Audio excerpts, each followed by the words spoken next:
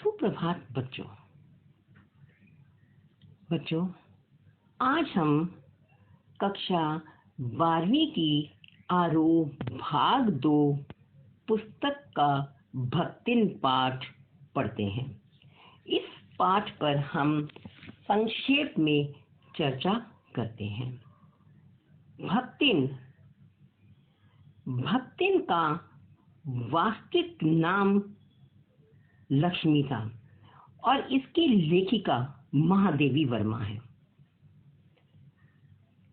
लेकिन लक्ष्मी नाम समृद्धि सूचक है। वो जानती है कि ये लक्ष्मी नाम एक गरीब महिला को शोभा नहीं देता। उसके नाम और भाग्य में विरोधाभास है। भक्तिन को यह नाम महादेवी वर्मा ने दिया और क्यों दिया ये हम आगे देखते हैं।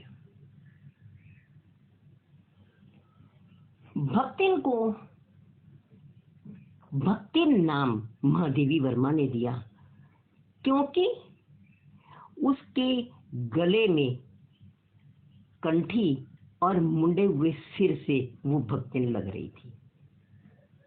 उसमें सेवा भावना और कर्तव्य परायणता को देखकर उसका नाम भक्तिन रखा। अब हम भक्तिन के जीवन का पहला परिच्छेद पढ़ते हैं। भक्तिन झूसी गांव की प्रसिद्ध अहीर की इकलौती बेटी थी।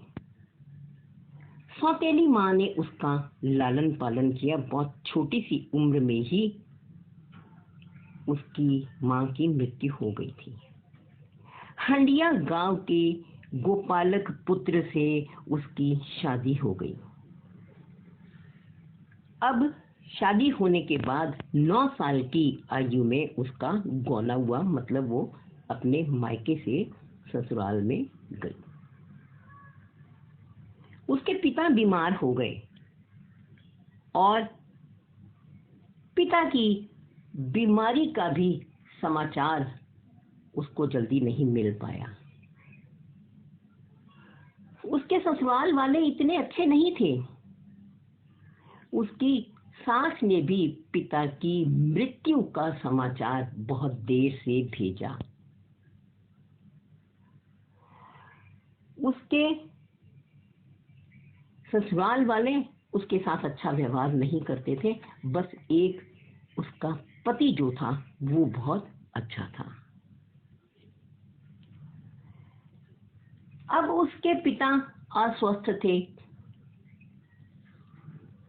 मृत्यु हो गई, लेकिन विमाता ने समाचार बहुत देर से भेजा और उसकी सास ने भी कहा कि जाओ तुम थोड़े दिन अपने मायके हो आओ। बहुत दिनों से गई नहीं हो, पर पिता की मृत्यु का समाचार नहीं बताया। जब वो अपने मायके जाती है तो वहां उसे अपने पिता की मृत्यु का समाचार पता लगता है। तो बहुत ही गुस्से में और बिना पानी पिए, सौतेली माँ के दुर्व्यवहार से दुखी अपने ससुराल वापस लौट आती है और आकर अपना गुस्सा व्यक्त करती है। अपने पति के ऊपर सारे गहने फेंककर और अपनी सास को खरी खोटी सुनाकर अपना गुस्सा प्रकट करती है। गुस्सा भी उसका बिल्कुल सही था। बहुत दिनों से उसको किसी ने भी पिता की मृत्यु का समाचार नहीं दिया, तो यह गुस्सा भी उसका जायज था। अब इसके बाद में भक्तिन के जीवन का दूसरा भाग। लगातार लड़कियां उत्पन्न होना। लगातार उसके 3 लड़कियां उत्पन्न हुई और उस समय में लड़कियों का उत्पन्न होना इतना अच्छा नहीं माना जाता था।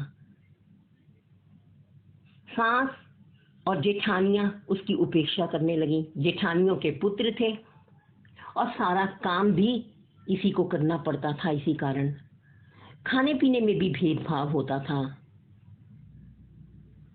इनको गुड़ की चाय और बाजरे की खिचड़ी ये दी जाती है। और पति का व्यवहार लेकिन इसके साथ में बहुत अच्छा था। अब उसने किसी भी तरीके से मेहनत करके अपने खेतों में मेहनत करके खूब धन कमा लिया। बहुत मेहनत करती थी, कर्मठ थी, जीवन में अभाव होने के बावजूद भी वह आगे बढ़ती गई, संघर्ष करती रही, खूब मेहनत की और मेहनत करके कुछ धन कमाकर उसके बाद में उसने अपनी बड़ी लड़की का विवाह कर दिया। बड़ी लड़की का विवाह करने के बाद फिर भी दुर्भाग्य ने उसका पीछा नहीं छोड़ा। दोनों उसके बाद में जब बड़ी लड़की की शादी कर दी तो उसके बाद में भक्तिन के पति की मृत्यु हो गई। अब भक्तिन के पति की मृत्यु होने के बाद घर वालों ने उसका दूसरा विवाह करने का प्रस्ताव रखा, लेकिन भक्तिन ने दूसरा विवाह करने के लिए मना कर दिया, इस प्रस्ताव को ठुकरा दिया। उसने केश कटवा लिए और केश कटवाने के बाद गुरु मंत्र ले लिया और उसने गले में कंठी पहन ली। धीरे धीरे उसने खूब मेहनत करके दोनों लड़कियों की भी शादी कर दी और जो बड़ा दामाद था उसको घर जमाई बनाकर रख लिया। जीवन के तीसरे परिच्छेद में भी अब भक्तिन का दुर्भाग्य ने पीछा नहीं छोड़ा। छोटी लड़की वो विधवा हो गई और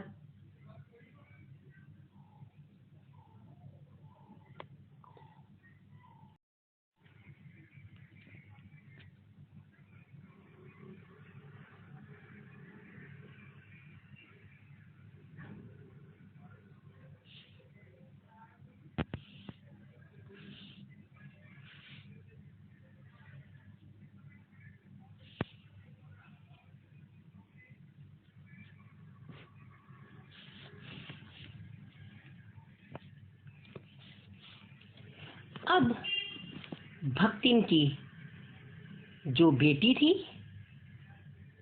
उसके भी पति की मृत्यु हो गई। उसके पति की मृत्यु होने के बाद घर वालों को संपत्ति पर लालच आ गया और भक्तिन के जेठ ने उसका विवाह करने के लिए प्रपंच रचाया। पंचायत ने भी कलयुग का सहारा लेते हुए उनको जबरदस्ती विवाह के सूत्र में बांध दिया, लेकिन वो लड़की बिल्कुल भी नहीं चाहती थी और उसके ऊपर ना जाने कितने आरोप लगाए। अब भी जीवन के इस परिच्छेद में जबरदस्ती लड़की को पति पत्नी के रूप में रहने के लिए विवश होना पड़ा। अब परिवार में हर समय द्वेष और लगान अदा करने में मुश्किल हो गई। सारा ध्यान इधर ही हो गया और काम काज सब उसका खत्म हो गया और पैसे लेने वाले लगान अदा करने के लिए उसके पास बहुत ही मुश्किल आने लगी और जिनके उसने पैसे देने थे उन्होंने उसको सजा कड़ी धूप में खड़े रहने की दी।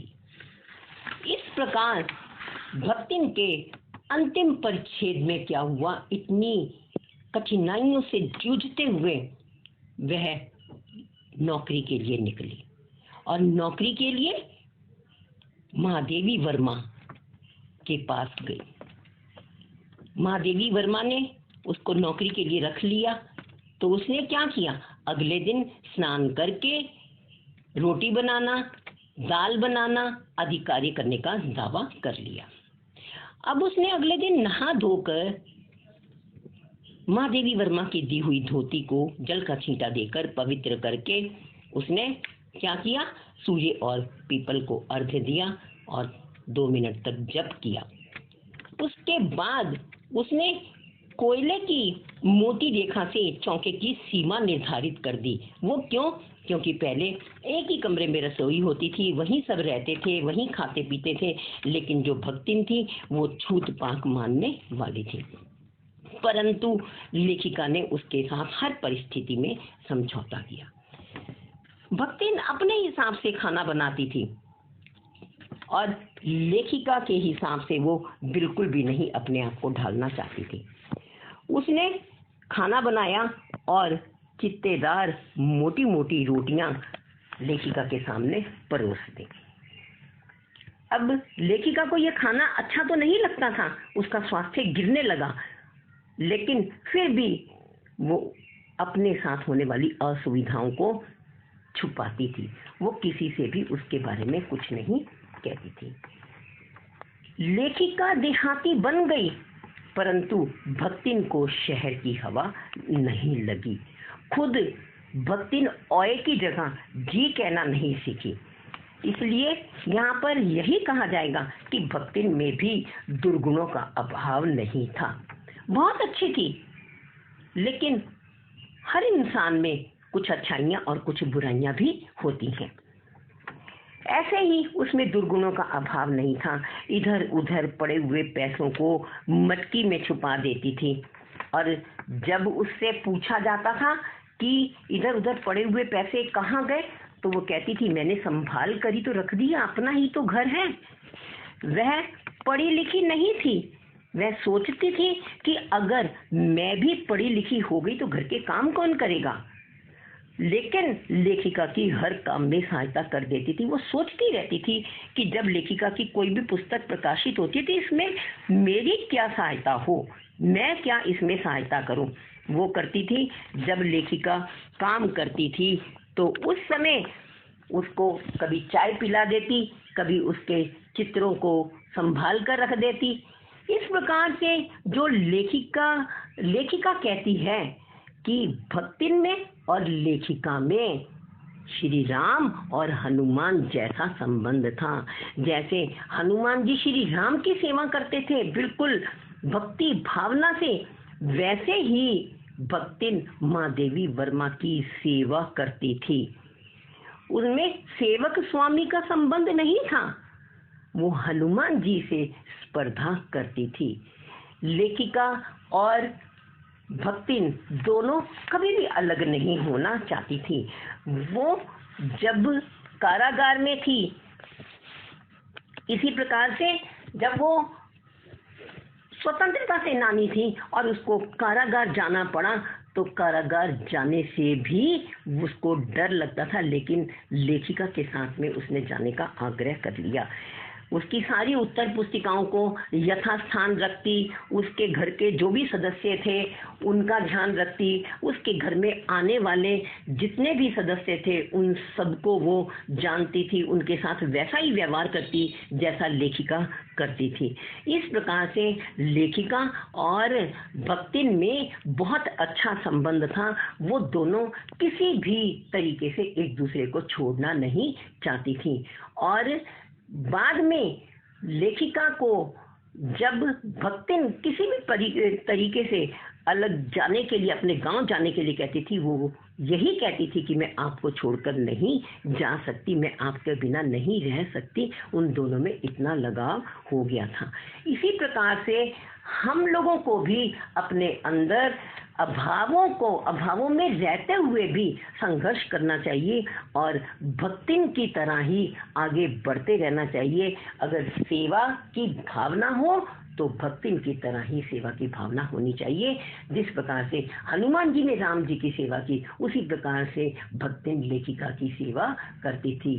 सेवा असली यही कहलाती है। ये सेवक स्वामी वाला संबंध नहीं था, ये आपस में बिल्कुल ही श्रद्धा से दिल से सेवा थी। इसलिए भक्तिन हमें यही सिखाती है कि सेवा करनी हो तो दिल से, श्रद्धा से, हृदय से, अंतरात्मा से होनी चाहिए। और अभावों में भी प्रसन्न रहना चाहिए। हमें कभी भी अपने जीवन से हार नहीं माननी चाहिए।